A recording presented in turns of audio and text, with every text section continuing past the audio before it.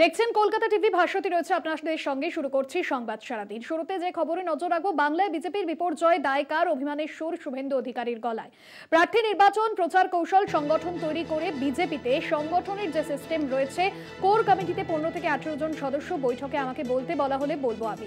সামগ্রিকভাবে দলকে প্রতিনিধিত্ব করি না, সাংগঠনিক বিষয়ে হস্তক্ষেপ করি না, অভিমানের সুরে এমনটাই বললেন বিরোধী দলনেতা শুভেন্দু অধিকারী।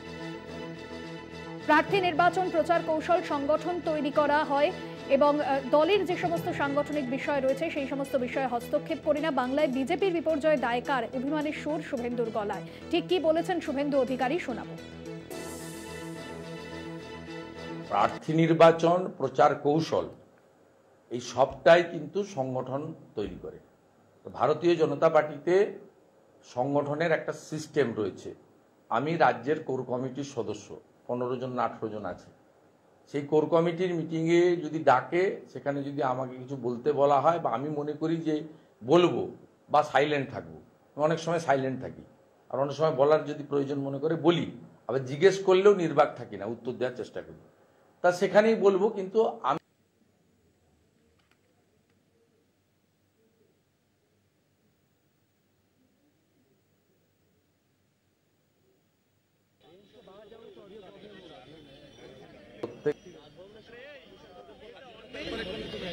जब आएगा चालू करा लो। लाइव नहीं है, लाइव चल रहा है। हां तब पीछे रखो। बेरिए देखो, डीसी सेंटर नहीं है और गवर्नर से और हमारी रिप्रेजेंटेशन है पहले हां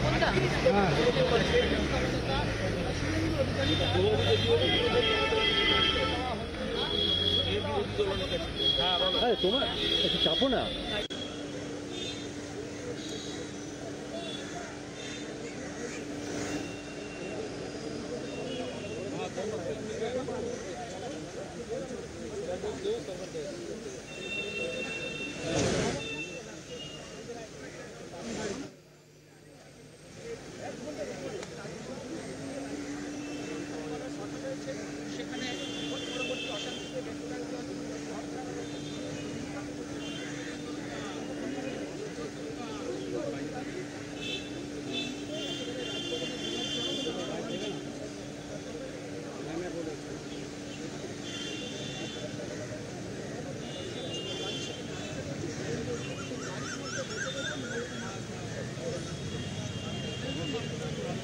দেবাশিস সেনগুপ্ত আমাদের প্রতিনিধি রয়েছেন ফোন লাইনে। দেবাশিস, ভোট পরবর্তী হিংসায় যে সমস্ত বিজেপির কর্মী সমর্থকরা আক্রান্ত হয়েছেন তাদের নিয়েই আজ রাজভবনের দ্বারস্থ হচ্ছেন শুভেন্দু অধিকারী। কি কি বিষয় রাজ্যপালের কাছে দরবার করবেন তিনি, কি জানা যাচ্ছে? মূলত দেখো, রাজভবনে বিরোধী দলনেতা শুভেন্দু অধিকারী যাওয়ার কথা। ভোটের ভোট পরবর্তীকালে আক্রান্ত যে সমস্ত বিজেপি কর্মী সমর্থকরা আছে, অভিযোগ হচ্ছে রাজ্যের শাসক দল তাদের উপর আক্রমণ করেছে এবং তাদেরকে বেশ কিছু জায়গায় তাদের ঘর ভাঙচুর করেছে, কারোর বা দোকান বন্ধ করেছে, কাউকে বা মারধর করেছে। এরকম অভিযোগ নিয়েই তা রাজভবনে রাজ্যপালের কাছে যাবেন এবং সেই আক্রান্তদের পরিবার এবং আক্রান্তদের নিয়ে তিনি যাওয়ার কথা এমনটাই জানিয়েছেন। সেই মর্মে আমরা দেখেছি কিছুক্ষণ আগেই কিন্তু রাজ্যের বিরোধী দলনেতা 4টার সময় যাওয়ার কথা থাকলেও তিনি বেশ কিছুক্ষণ পরে এসছেন এবং এখন এই মুহূর্তে তিনি রাজভবনের ঠিক মেন রাস্তা যেটা আছে, গ্রেড ইস্টার্নের দিকে যে রাস্তা আছে, সেই রাস্তার মুখে তার কনভয় দাঁড়িয়ে রয়েছে এবং তার সঙ্গে যে আক্রান্তরা যাবে তারাও কিন্তু যোগাযোগ ভবনের সামনে ছিল, তারা আস্তে আস্তে আসছে সেখানটায়। এখন দেখার বিষয় যে এই 400 জন যাদেরকে নিয়ে যাওয়ার কথা বলা আছে, তাদের এখনো পর্যন্ত রাজভবন সূত্রে যতদূর জানা গেছে তাদেরকে নিয়ে যাওয়ার মতো কিছু এখনো কোনো রকম অনুমতি মেলেনি এবং সেই মর্মে রাস্তার ঠিক মুখটায় দাঁড়িয়ে রয়েছে বিরোধী দলনেতা। এবং যদিও আমরা খবর পাচ্ছি যে রাজভবনের বিরোধী দলনেতা এবং তার সঙ্গে আরো কয়েকজন যাওয়ার অনুমতি রয়েছে, 5টি গাড়ির যাওয়ার অনুমতি আছে, এমনটাই কিন্তু অর্থাৎ দেবাশিস দা এখনো পর্যন্ত অনুমতি পাননি বলেই শুভেন্দু অধিকারী তিনি গাড়িতে অপেক্ষা করছেন রাজভবনের বাইরে, এজন্যই এমনটাই মনে করা হচ্ছে। কেন, যেহেতু তিনি অনেকক্ষণ প্রায় মিনিট 20 আগেই তারা এখানে এসছেন এবং তারপরেও এখনো পর্যন্ত রাজভবনে যায়নি। অপরদিকে যারা আক্রান্ত তারা কিন্তু রাস্তার আরেক দিকে, অর্থাৎ যোগাযোগ ভবনের দিকে যে রাস্তাটি আছে সেখানে রয়েছে।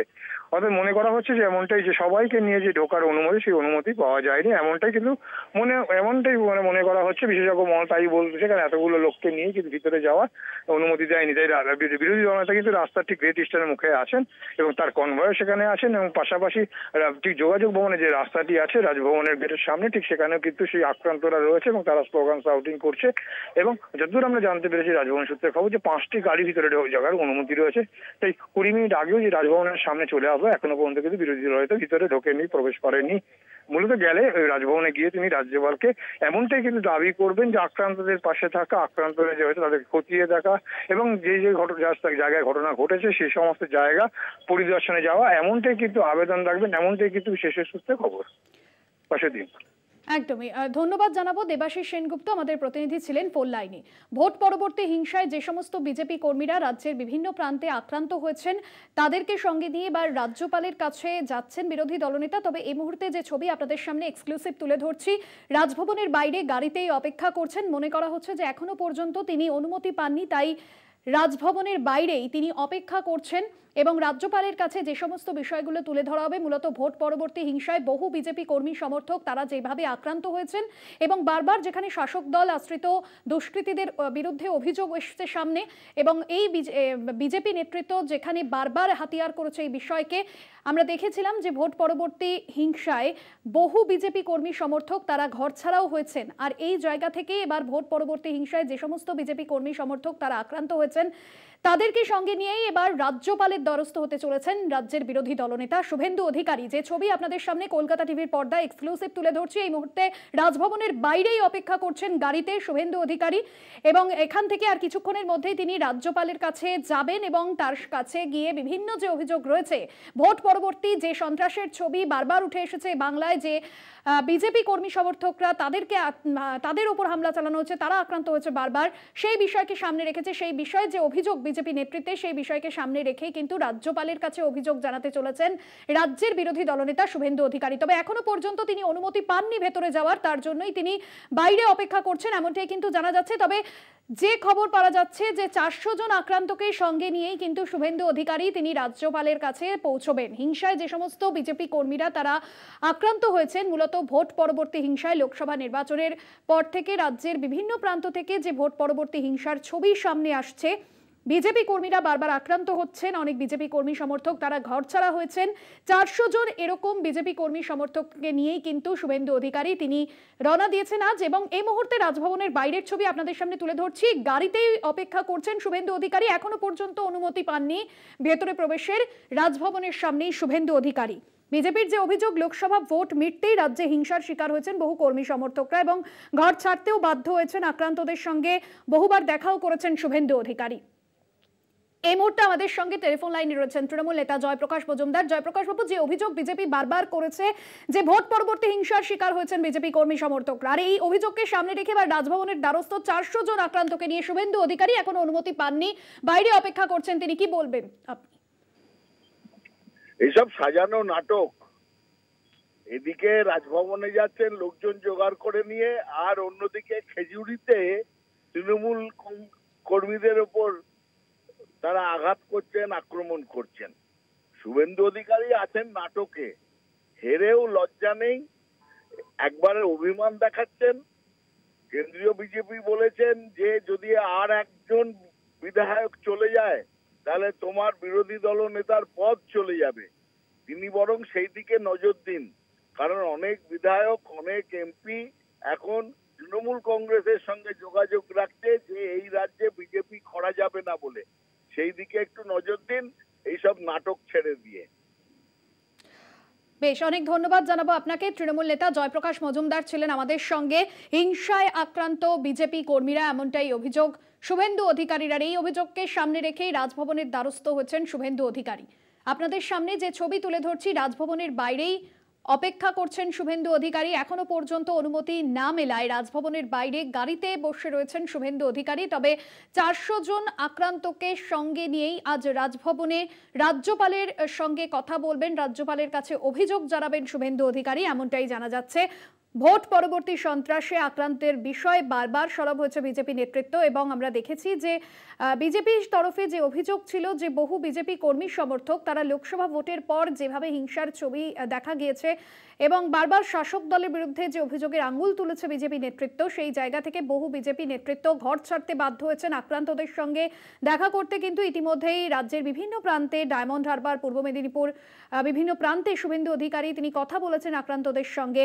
যারা ঘর ছাড়া তাদের নিয়ে এবার দেখা করতে গিয়েছেন এবং আক্রান্ত যারা রয়েছেন তাদের সঙ্গেও কিন্তু রাজ্যপালের যে সাক্ষাৎ, এবং রাজ্যপাল এখনো পর্যন্ত যদিও যে খবর পাওয়া যাচ্ছে যে অনুমতি মেলেনি, তার জন্য রাজভবনের বাইরেই অপেক্ষা করছেন গাড়িতে শুভেন্দু অধিকারী।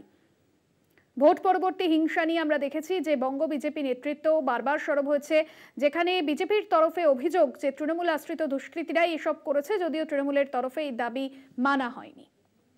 এই মুহূর্তে আমাদের সঙ্গে টেলিফোন লাইনে রয়েছেন বিজেপি নেতা রাহুল সিনহা। রাহুল বাবু, রাজভবনের সামনে শুভেন্দু অধিকারী এখনো পর্যন্ত অনুমতি না মেলায় রাজভবনের বাইরেই তিনি গাড়িতে বসে অপেক্ষা করছেন। কি বলবেন আপনি? ভোট পরবর্তী হিংসার ছবি তো বারবার উঠে এসেছে, বিজেপি কর্মীরা তারা বারবার আক্রান্ত হয়েছেন। দেখুন, বিষয় হচ্ছে যেখানে রাজ্যপাল 200 জন যারা ভিকটিম তাদের সাথে কথা বলবার অনুমতি দিয়েছেন, সেখানে 144 ধারার ধুয়ো তুলে পুলিশ তাদের আটকানোর কে? এর থেকে পরিষ্কার বোঝা যাচ্ছে যে হামলা এবং সন্ত্রাস শুধু গ্রামে গ্রামে ওদের বাড়িতে নয়, রাজভবনের সামনেও সন্ত্রাস হচ্ছে। এর সন্ত্রাস নীরব সন্ত্রাস। অতএব যেভাবে পুলিশ পরিকল্পিতভাবে 3টে রাস্তাকে আটকে যেভাবে ওটাকে একটা যতুগৃহ তৈরি করেছেন, যান চলাচল পুরোপুরি বিধ্বস্ত করে দিয়েছেন, সেখানে আমরা মনে করি যে এটা সম্পূর্ণ একটা স্বৈরাচারী সরকারের মূল কাজ এবং স্বৈরাচারী সরকার বলেই এই জাতীয় কাজ করছে এবং মানুষ এগুলো দেখছে। এই স্বৈরাচারকে মানুষ আগামী দিন প্রশ্রয় দেবে না। অনেক ধন্যবাদ জানাবো আপনাকে রাহুল বাবু। বিজেপি নেতা রাহুল সিনহা ছিলেন আমাদের সঙ্গে ফোন লাইনে। রাজভবনের বাইরে অপেক্ষা করছেন ইতিমধ্যে শুভেন্দু অধিকারী, যে ছবি আপনাদের সামনে এক্সক্লুসিভ তুলে ধরলাম।